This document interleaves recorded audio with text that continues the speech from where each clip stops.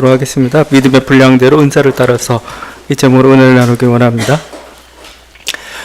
요즘엔 잘 우리가 사용하지 않는 것 같지만 예전에는 50이라는 나이를 지천명이라고 했습니다. 40은 부록이다 이런 걸 많이 들어보셨지만 50은 지천명이다 이 말은 잘 사용하지 않았습니다. 하지만 옛날 성현들은 50이라네. 50대가 뭐냐? 지천명이다. 이렇게 했습니다.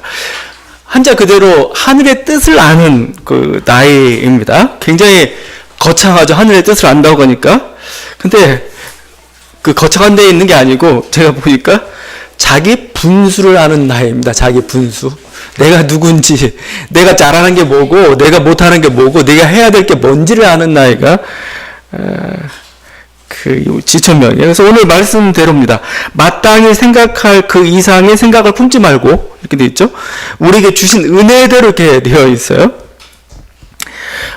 이 50은 물론 40은 40 나름대로 그 유혹이 있지만 50은 뭔가 자기 인생의 최후의 불꽃을 피우기 위해서 뭔가 오버하기 쉬운 나이예요. 야, 내 인생 이대로 끝낼 수가 없어. 난 뭔가 해봐야 돼. 난 뭔가 꽃 피워봐야 돼. 이렇게 하죠. 괜찮아요?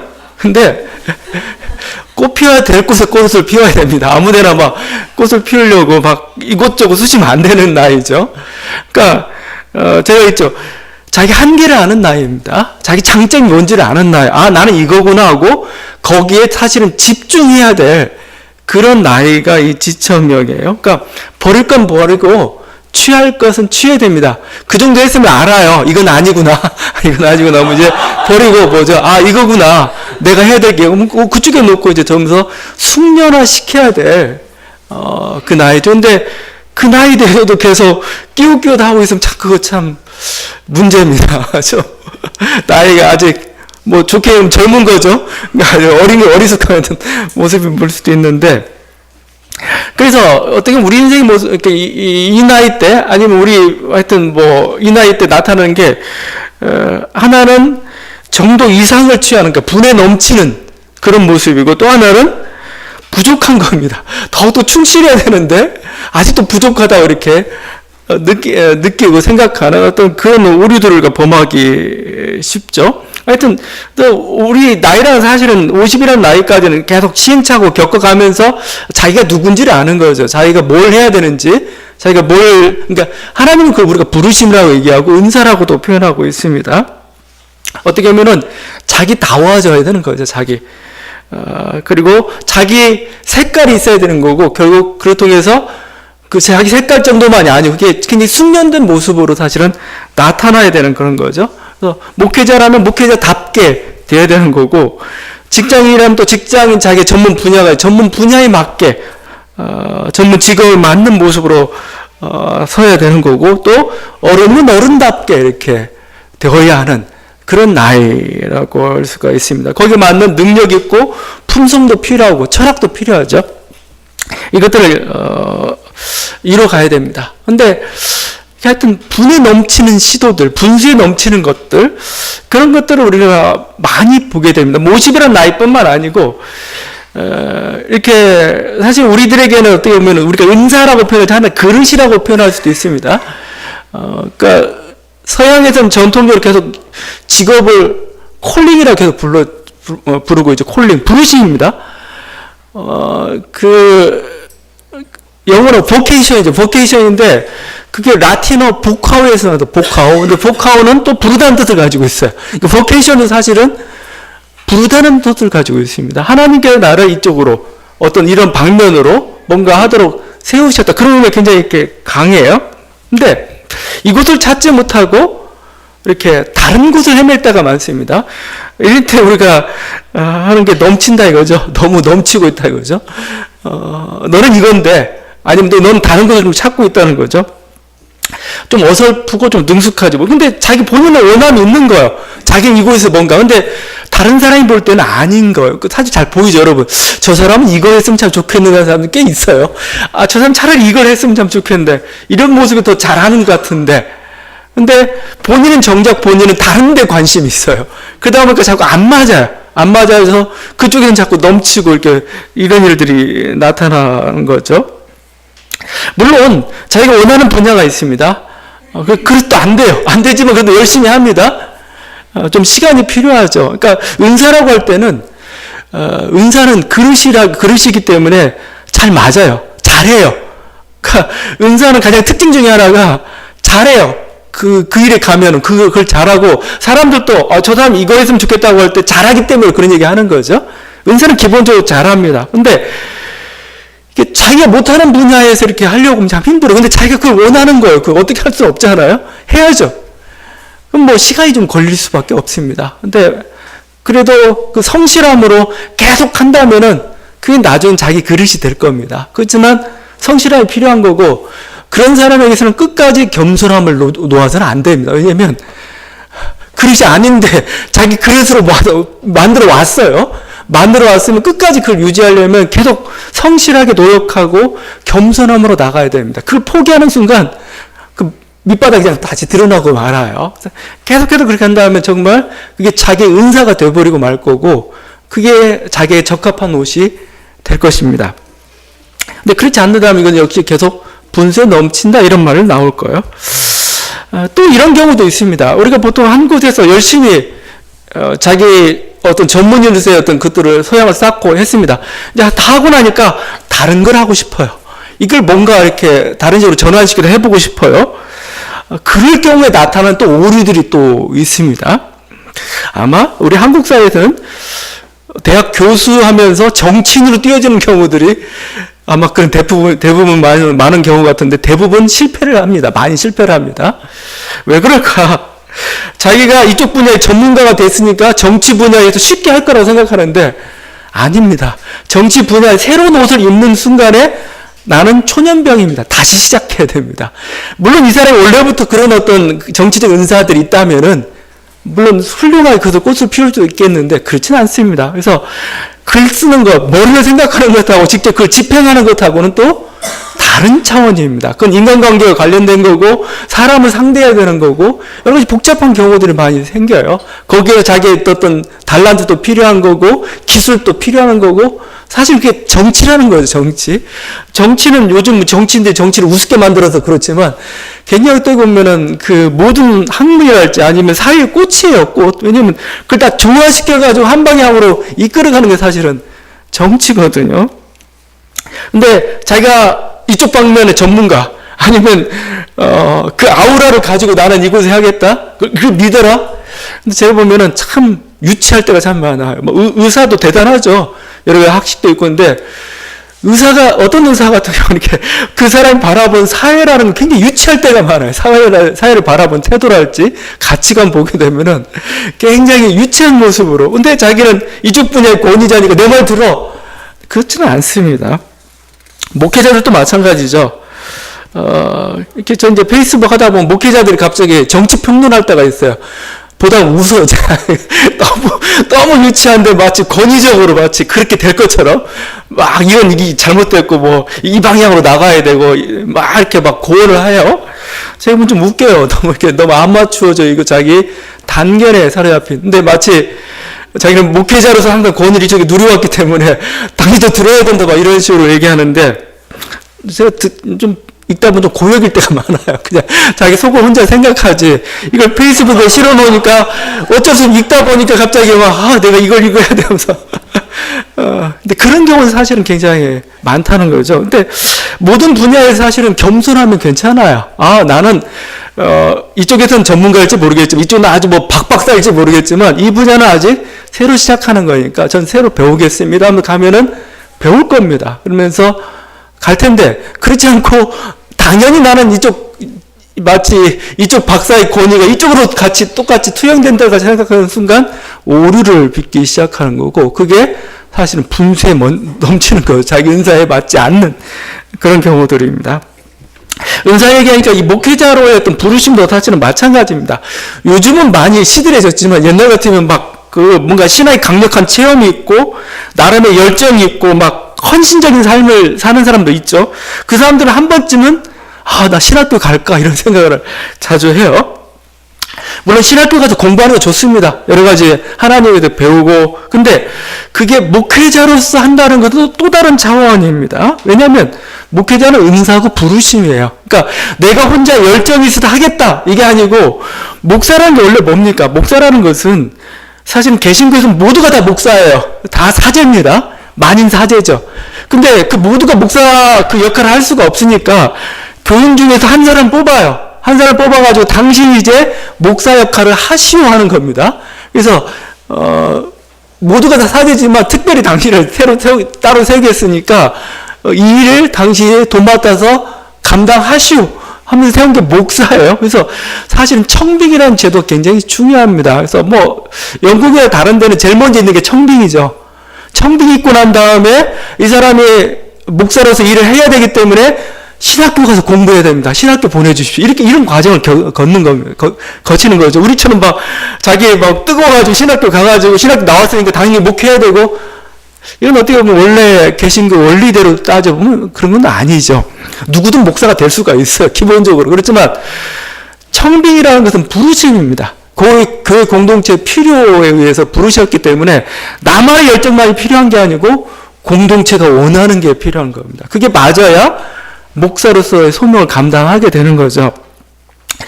그러면 목사로서 가장 중요한 자질이 뭡니까? 결국은 가르치는 자질일 수가 있어요. 그래서 내가 가르치는 자질이 있는가? 열정은 있는데 가르친 자질이 있는가? 가장 중요해요. 그 다음에 주를 향한 헌신과 열정이 그대로 살아있는가? 사람을 향한 그런 어떤 사랑이 있는가?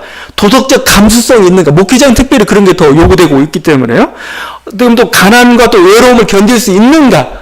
이 모든 것들이 하나의 고려가 돼서 하나의 부르심이 형성이 되는 겁니다. 그게 맞는 거죠. 근데 그렇지 않고 떨컥 나는 열정이니까 나 열정으로 무조건 하겠다. 나는 뭔가 그게 아니라는 겁니다. 그래서 이 모든 것들이 맞을 때 이게 은사요, 부르심인데, 그렇지 않고 자기 힘으로 결정했을 때는 항상 이렇게 넘친다.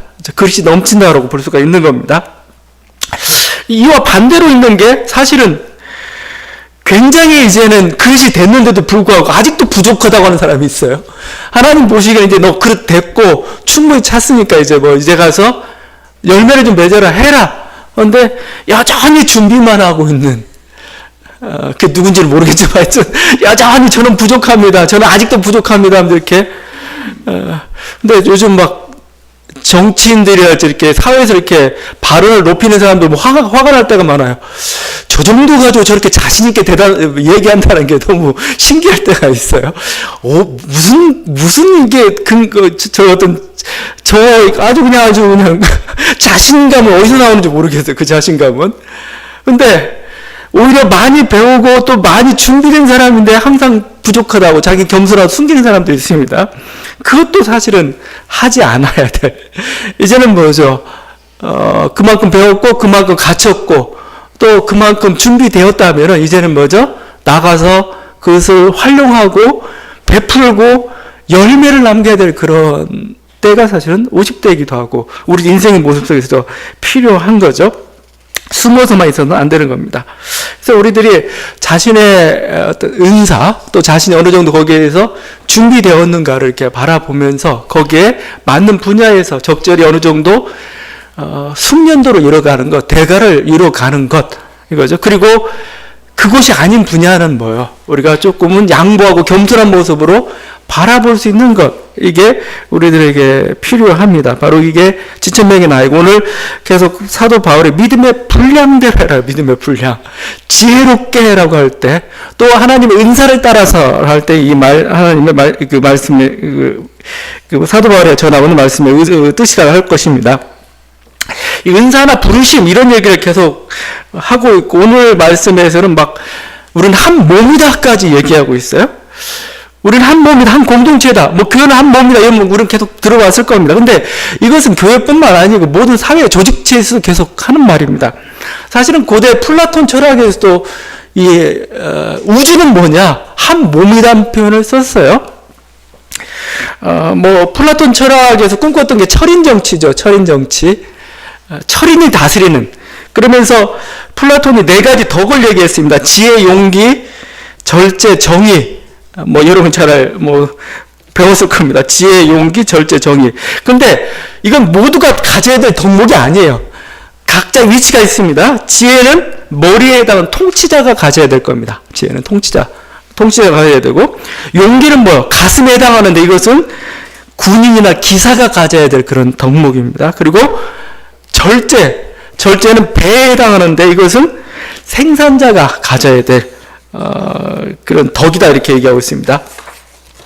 정의란 건 뭡니까? 이게 모든 게 다 조화롭게 이루어지는 그 상태, 이것을 정의라고 이렇게 얘기했어요. 어떻게 보면 현명한 처리를 중심으로 해가지고 도시국가가 이렇게 한 몸처럼 이렇게 유기적으로 이렇게 움직여가는 것을 그렸던 게 플라톤의 어떤 이상국가의 모습이고, 어떻게 보면 우리가 지금 그리스도 안에서 일어나는 거예요. 그럼 그리스도가 머리가 되어가지고 뭐죠? 교회가 한 몸이 되어 있는 그 모습이죠. 이 모습을 고대 로마 사회에서 그렇게 재현했습니다. 그래서 황제는 그냥 황제가 아닙니다. 그래서 아우구스투스 황제 같은 경우는 자기를 아예 로마의 아버지라고 해서 로마의 아버지. 그래서 아예 아버지라고 이렇게 헌정을 합니다. 아우구스투스 황제. 그리고 세네카는 이렇게 얘기합니다.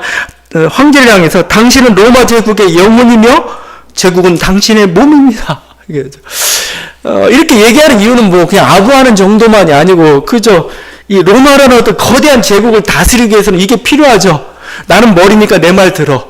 그래야 손발이 막 아주 유기적으로 잘 움직이고 자기 명령에 이렇게 잘 복종하겠죠. 어떻게 보면 민중을 억압한 하나의 도구로서 사용됐던 이겁니다. 뭐 중세 사회도 사실은 마찬가지다. 통치자들은 뭐죠? 지배 질서를 딱 얘기해놓고 하나님이 정해주셨어. 너는 민중이니까, 너는 천민이니까 계속 천민을 살아. 지금도 인도의 카스트 제도가 그대로 있잖아요. 그냥 너는 그렇게 태어났어 이거죠. 운명이 그렇게 지워졌으니까 거기서 벗어날 생각 말고, 사실은 그게 어떤 소수의 기득권자들을, 귀족들을 자기의 어떤 부와 뭐 이렇게 어떤 권리들 하나의 보장 하나의 지배 질서로서 하나의 그걸 강요했던 거죠. 사실 그건 좀 안 좋은 경우로 유기체론을 지금 한 몸이라는 것을 사용하고 있습니다. 자, 그렇지만 그렇다고 해서 이 유기체론을 우리가 거부해야 될 건가? 그렇지는 않습니다. 왜냐하면 어떤 조직책은 유기체일 수밖에 없어요. 여러분 보면 그렇죠? 한 사회건 한 국가건 한 가정이건 조직, 왜냐하면 이렇게 혼자 다 할 못해요. 다 나눠서 할 수밖에 없습니다. 한 회사도 그렇죠. 계획하고 결정하는 사람이 있죠. 판매하는 사람이 있죠. 생산하는 사람이 있죠. 그리고 또 관리하는 사람이 있죠. 이 모든 게 다 유기적으로 잘 돌아가야 뭐예요. 이게 정말 그 회사가 어떤 이익을 남기고 뭔가 성장하고 그렇게 될 수가 있는 겁니다. 근데 한쪽이 잘 안 돌아가요. 그러면 반드시 그 회사는 잘 안 되게 되어 있습니다. 뭔가 펑크가 나게 되어 있고 막 그러죠. 국가도 마찬가지입니다. 국가도 어떤 머리 역할을 하는 사람도 있고 뭔가 이렇게 손발 역할을 하는 사람도 있고 막 그렇습니다. 뭐 우리가 대통령제를 우리가 채택하고 있는 대통령은 사실은 굉장히 웃기죠. 왜냐하면 한 사람 세워가지고 모든 권력을 주고 뭐 이렇게 중요한 정책들을 이끌어가게 만든다는 게 사실 어리석죠. 왜 그 한 사람한테 다 줘요, 왕처럼? 근데 줘요. 왜 그랬습니까? 그래야 국가가 효율적으로 돌아갈 수 있기 때문에, 통제를 할 수 있기 때문에 한 사람에게 권력을 주고 있는 거죠. 물론 그 권력을 통제하고 있긴 하지만, 역시 국가라는 가짜가 집 같잖아요. 하나 유기체로서 뭔가 이렇게 돌아가고 있습니다. 그래서 이 유기체가 되려고, 유기체가 제대로 돌아가려고 하려면 자기가 각자의 맡은 역할들을 알아야 되는 거고, 자기가 맡은 역할에서 아주 그러니까 충실하게 일을 해야 되는 거고, 충성되게 일을 해야 되는 거고, 그 사람이 거기에 그 자기 위치에서 자존감을 가져야 됩니다. 그렇지 않으면 그 유기체가 제대로 돌아갈 수가 없어요. 굉장히 중요한 일로 이렇게 존중받고 해야 되죠. 그 영국의 문호 그 셰익스피어의 한 일화입니다. 이 사람이 런던 교회에 있는 하나의 레스토랑을 이렇게 유명한 레스토랑 식사를 하러 갔습니다. 근데 뭐 유명해졌으니까 막 사람들이 일어설 때 막 서서 막 기립박수 하면서 막 이렇게 경의를 막 표하고 있습니다. 근데 창밖에서 이 모습을 바라보고 있던 사람이 있었습니다. 청소부였습니다. 청소부가 막 빗자루에서 이렇게 쓰면서 막 탄식을 합니다. 나와 같은 사람으로 태어났지만 셰익스피어는 사람들의 존경을 받는 나는 그가 걸어온 발자국을 쓸어야 하는 청소부에 불과하구나. 나름대로 이 사람도 신인데 이렇게 얘기했습니다. 그런데 셰익스피어가 어떻게 들었어요. 듣고는 이렇게 얘기했습니다. 아닌데 형제여, 당신은 지금 빗자루를 들고 하나님께서 만드신 우주의 한 부분을 아름답게 쓸고 있습니다. 라고 했어요. 지구의 당신 한 모퉁이를 지금 아름답게 하고 있는 일을 하고 있습니다. 자, 굉장히 서로 멋있는 말들 주고받았는데 한국 사회에서 이게 통용이 될까? 씨알도 안 먹히죠. 그래서 뭐나 지구의 한 모퉁이를 내가 아름답게 하고 쓰고 있어. 아이고 청소 이거 마지못해서 이거 지금 우리 한국 사회 항상 머리가 되려고 하죠. 뭐 스카이캐슬 보니까 피라미드 갖다 놓고 너 여기 꼭대기에 올라가야 돼. 밑에는 안 돼. 뭐 한국 사회가 항상 그 정점을 향해서 항상 올라가려고 이렇게 얘기하죠. 물론 뭐 그걸 통해서 발전하고 경제를 이해합니다. 그런데 문제는 뭐냐면 밑바닥을 우습게 여긴다는 겁니다. 발의 역할을, 보이지 않는 것의 역할을 우습게 여기면은 그 공동체가 설 수가 없습니다. 유기체가 돌아가질 못해요, 이게. 그러니까 이렇게 해놓을까 가장 밑바닥인 사람들이 스스로 패배자 의식을 갖게 만들어 버립니다. 청소부들, 수위면 수위도, 관리면 관리자 되더라. 아니면 내 최상층에 들어가지 못함으로써 뭔가 패배자라는 그런 의식들을, 그러니까 자기 직업에 대해서 별로 이렇게 자존감이 안 생기는 거죠. 여기서 뭔가 이렇게 나오질 않는 거죠. 그러니까 이게, 그래서 저는 이 유기체가 잘 돌아가려면 힘들고 어렵고 보이지 않는 그것이 더 존중을 받아야 됩니다. 더 존중을 받아야 되는 거, 본인도 그거에 대해서 뭐죠? 뭔가 이렇게 프라이드를 가질 수 있도록 만들어주는 거죠. 그 사실은 정규직하고 비정규직이 있는데, 성경적인 그런 눈으로 보게 되면 비정규직이 월급이 더 많아야 돼요. 왜냐면 정규직은 안정적이잖아요. 안정적인데, 그 월급이 더 많이 받는 건 좀 말이 안 되죠. 비정규직은 불안정하기 때문에 뭐예요?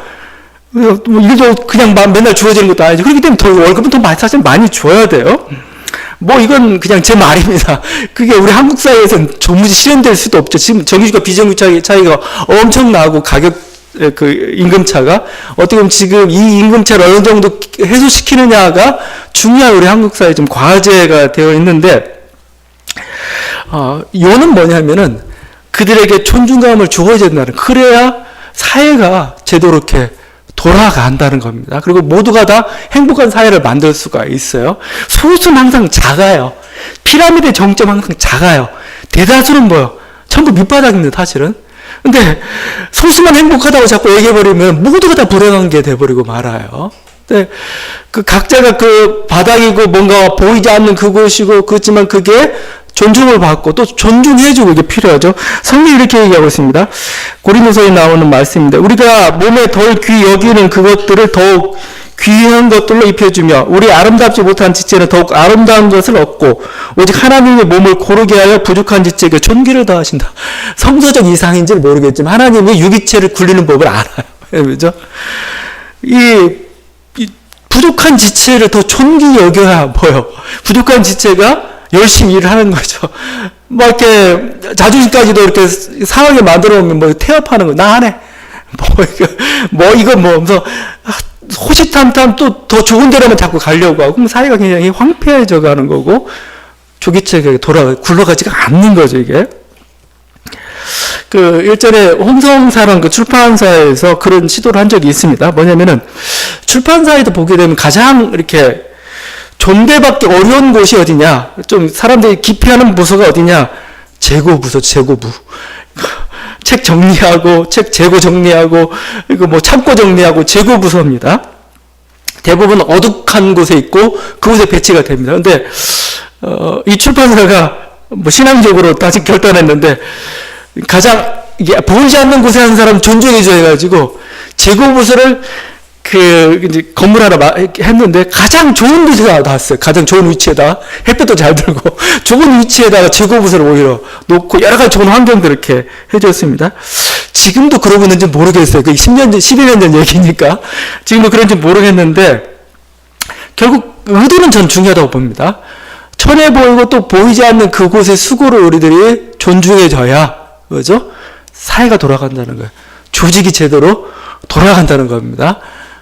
그래서 여러분, 우리 사회에서 자꾸 약자, 가난한 자, 그런 얘기 자꾸 하죠? 그 한 사람을 우리가 어느 정도 존중해 주느냐에 따라서, 사회 행복도가 올라가는 겁니다. 그 한 사람을 존중해 주는 사람은 뭐예요? 건강한 다른 사람들은 뭐죠? 그러니까 동달아 존중을 받는 거고, 나도 어려운 때는 뭐죠? 저들이 나를 존중해 주겠구나. 이게 되는 거. 그 사회가 결국 안전한 사회고 행복한 사회가 되는 거죠. 하여튼 그 시도 자체는 우리들이 좀 필요하고, 우리들이 좀 봐야 돼요. 성서적을 바라보는. 물론 세상은 너무 합리성만 자꾸 따지기 때문에 그렇게 되지는 못하겠죠. 우리가 신앙이라면서 한번 조직이나 아니면 이런 어떤 교회나 그거에 대해서 어떻게 유기체가 잘 돌아가는가 그걸 좀 봐야, 생각 그렇게 해야 되는 겁니다. 그래서 오늘은 지금 바울은 교회를 그리스도의 몸이라고 표현하고 있죠. 그래서 바울이 봤을 때 어떻게 보면 지금 로마 교회에 문제가 있는지도 몰라요. 고린도 교회는 항상 문제가 있었어요. 왜 문제가 있었냐면은 성령 받은 어떤 성령 은사 체험한 사람 항상 여긴 대장인 거예요.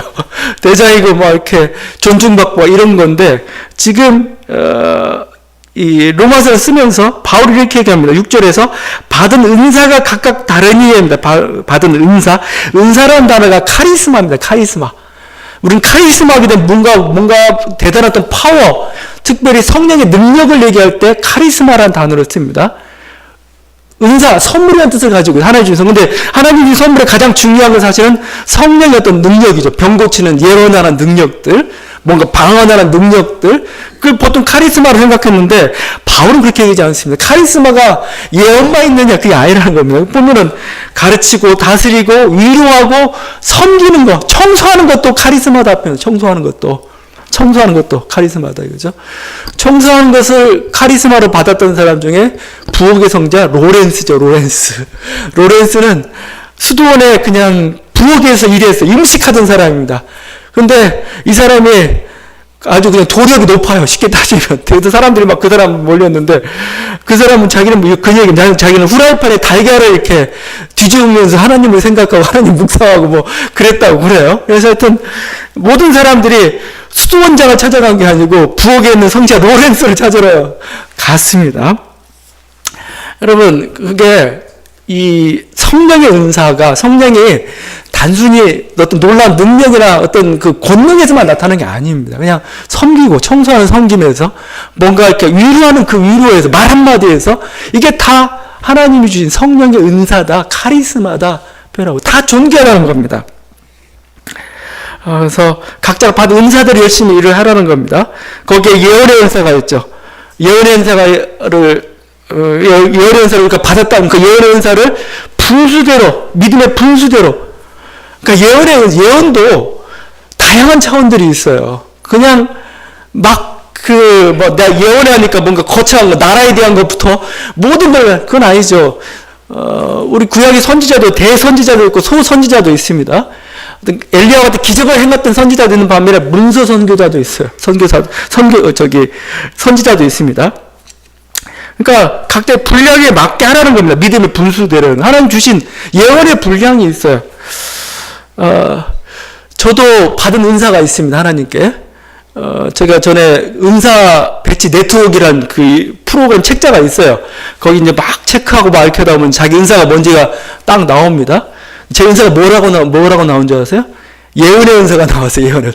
나 예언도 못하는데 뭔지 예언의 은사인데, 보니까 맞는 것 같아요. 왜냐면 예언이란 게 그냥 모르는 일을 가르치는 거, 신비한 일을 가르치는 것뿐만 아니고 하나님 말씀을 전하고 깨우치게 하는 사역, 개혁적인 사역, 사실은 예언과 같은 겁니다. 저는 문서 예언자일 수도 있어요. 아니면 어떤 다른 식의 어떤 깨우침으로 가는 그 예언일 수도 있죠. 그러니까 그런 자는 믿음의 분수대로, 부르심대로 하라는, 섬기면서는 섬기는 일에 전념하고, 섬긴다는 건 디아코니아입니다. 종입니다. 종이 대해서 섬기는 거죠. 가르치는 사람 부지런하게, 또 위로하는 사도 있고, 또 그런 사람은 사랑을 해야 되겠죠. 구제하는 것은 즐거움으로 좀 하라고 이렇게 얘기하고 있고, 또 성실함으로 하라 뭐 이렇게 얘기합니다.